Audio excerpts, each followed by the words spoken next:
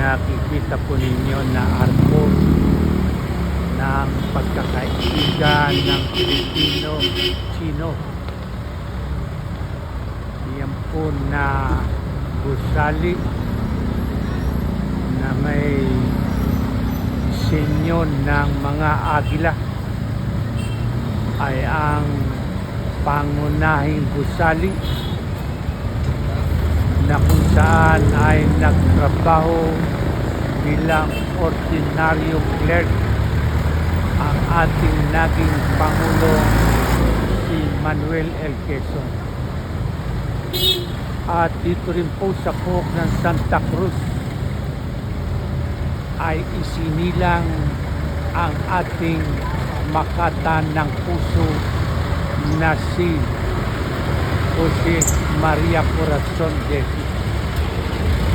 Ito pong Santa Cruz, Maynila ay talagang isang pook na punong-puno ng kasaysayan.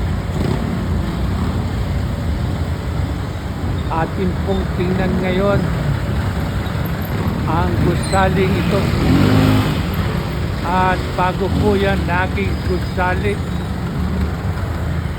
ay nakatayo ang isang bahay na nagkaroon din ng malaking kaugnayan sa kasaysayan ng ating bansa.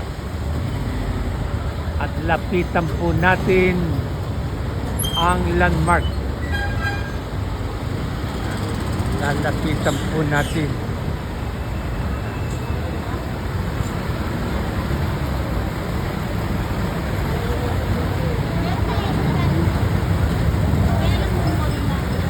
Bago po naging gusali ang establishmento na ito na tindahan ng mga ginto,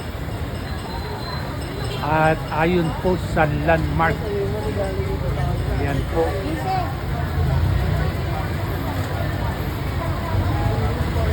Ariston Bautista Lane.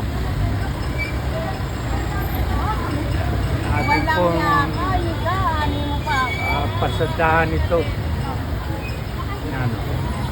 Manggagamot, filantropo, at makabayan.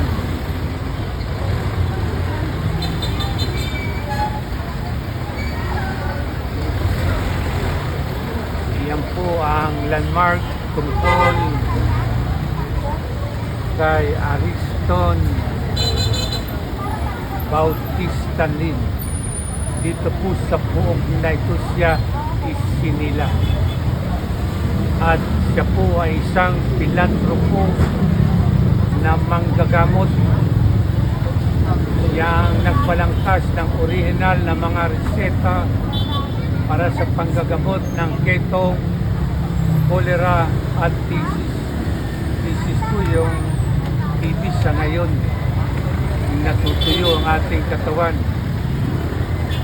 At siya po ay humawak ng iba't ibang katungkulan. At siya po ay pinilanggo sa Putang Santiago 1896. At naging kagawad ng Kongreso ng Republika ng Pilipinas 1898. At siya po ay ginawian ng buhay noong dito sa Maynila noong ika-3 ng Marso 1828. Ito po ang landmark ni Ariston Bautista Lane. Dito po sa Pook na ito siya ipinanganak. Ngayon po, kung saan siya ipinanganak ay tindahan na po ng iba't ibang pinto. At kung ito man po ay tindahan ng ginto, ang Pook na ito ay nag-iwan ng mga gintong alaala sa buhay ng isa sa mga naging bahagi ng kasaysayan ng ating bansa. At yan po si Ariston Bautista Lim. Isinilang siya sa pook na ito noong ika-22 ng Pebrero 1863. Ayan po ang pook na ito na makasaysayan na bagamat tindahan na po ng mga ginto na tulad ng inyong nakikita. Ang buhok na ito ay nag-iwan ng mga gintong alaala ng isa sa mga na lumikha ng kasaysayan sa ating bansa. Pagsaludo po, Dr.